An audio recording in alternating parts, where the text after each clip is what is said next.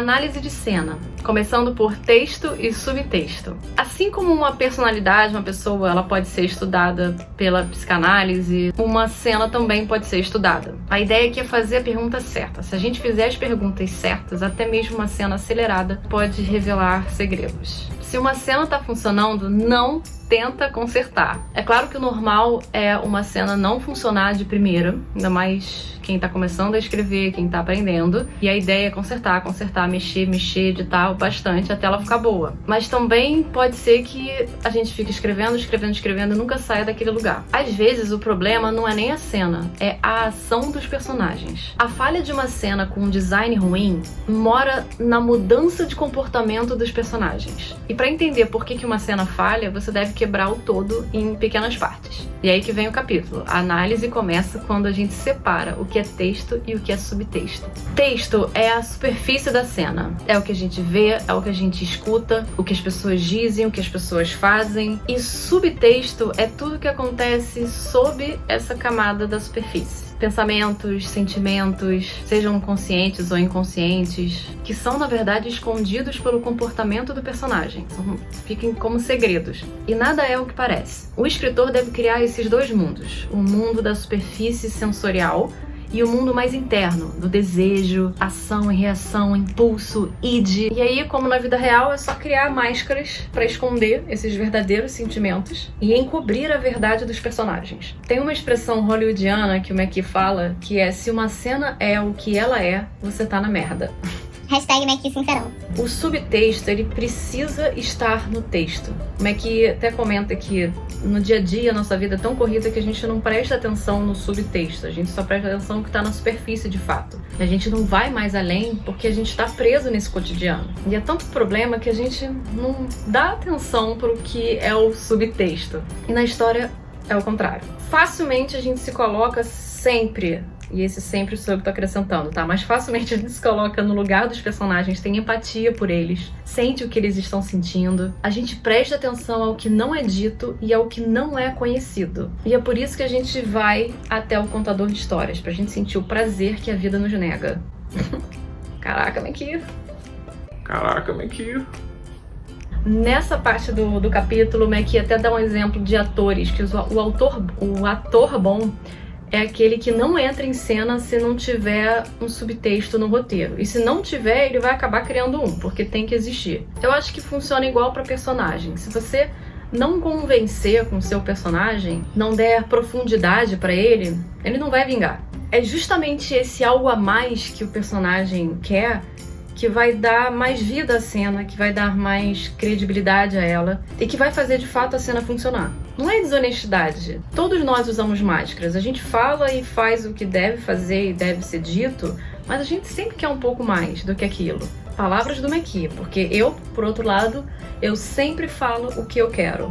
Esse parágrafo é muito bom, porque ele diz assim que as pessoas que realmente falam o que querem falar e fazem o que realmente querem fazer são pessoas loucas, não tem filtro e tal. Então eu sou louca. Não, mentira, é óbvio que eu tenho máscara, gente. Tem que ter, não dá pra viver nesse mundo sem filtros, não é mesmo? Até porque a gente mesmo não sabe qual é a verdade completa às vezes, certo? Tá sempre mudando, sempre em constante transformação, não tem como saber de fato o que é a verdade pura, única e verdadeira e etc. Tem que rola uma confusão.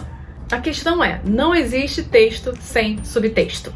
Entendidos? Ah, e tem uma outra coisa. Isso não significa que um personagem não queira de fato contar a verdade. Pode ser que exista aí uma cena em que o personagem quer contar a verdade. Nesse caso, nesses momentos mais passionais, essa cena vai ter que esconder uma verdade maior e mais profunda ainda. Essa mesma lógica vale também para textos em primeira pessoa.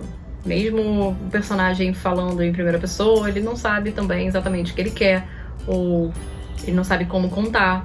Legal é que aqui o McHugh fala que a gente usa máscara até quando a gente tá sozinho pra esconder o nosso eu de nós mesmos.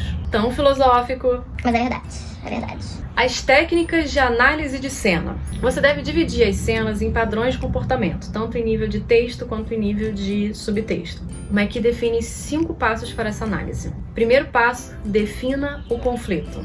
Se pergunte quem está guiando a história, o que a motiva e o que ela está fazendo, o que está acontecendo nessa cena.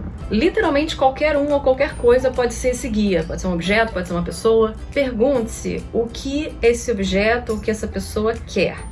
Desejo é a chave. Logo depois você se pergunta quais são as forças antagonistas que vão impedir ou querem impedir esse desejo, que isso aconteça. Segundo passo, anote o valor da abertura. Vocês lembram daquela ideia de carga positiva e negativa que a gente viu lá no início do livro? Então, o ideal é que a maneira que você começa a cena, anota o valor dessa cena, quanto que ela é importante para sua história e qual é a carga com que você começou a cena, se é positiva ou se é negativa. Terceiro passo, quebre a cena em beats. Lembra que falamos de beats também lá no início do livro? Beats é a troca de um comportamento de um personagem, ação-reação. Nomeie a ação em 2 níveis. No subtexto, veja o que o personagem está fazendo internamente, além da ação superficial, que seria o texto. Quarto passo, anote o valor do desfecho e compare esse valor com o que você achou na abertura. Examine a mudança que existe das cargas, do início ao fim. Se você teve alguma mudança, porque nós aprendemos, né, que precisa ter uma mudança, senão, sei lá, a gente não lê o livro. Quinto passo, pesquise os beats e localize o ponto de virada. Em uma cena com um bom design, até comportamentos que parecem aleatórios vão ter um arco e um propósito. Identifique onde se abre a brecha entre expectativa e resultado, até chegar à transformação dos valores e da carga positiva ou negativa daquela cena. Nessa parte do livro, nesse capítulo, o McHugh dá excelentes exemplos de filmes para mostrar como é que ele usa essas técnicas. Mas aí eu parei por aqui, eu não vou falar pra vocês, não vou entregar tudo e eu posso ter problemas sérios com o FBI. Mas vale a pena, é bem bacana ver como que ele divide os beats e todos os passos dessa técnica com os filmes, com o filme Casablanca, por exemplo. Pra fechar, uma dica que ele dá é que cenas mal escritas podem ter problemas de conflito, porque os desejos simplesmente não se opõem. Podem sofrer de padrões repetitivos ou circulares que não levam a lugar nenhum. Podem ser completamente desequilibradas, porque seus pontos de virada ou chegam muito cedo ou tarde demais. Enfim, o importante é você se lembrar dos passos e analisar bem se você usou a dualidade que uma cena requer. Esse capítulo é muito bacana, né? Eu adorei. Enfim, no próximo capítulo 12 nós vamos falar de composição. Beijo! Fui!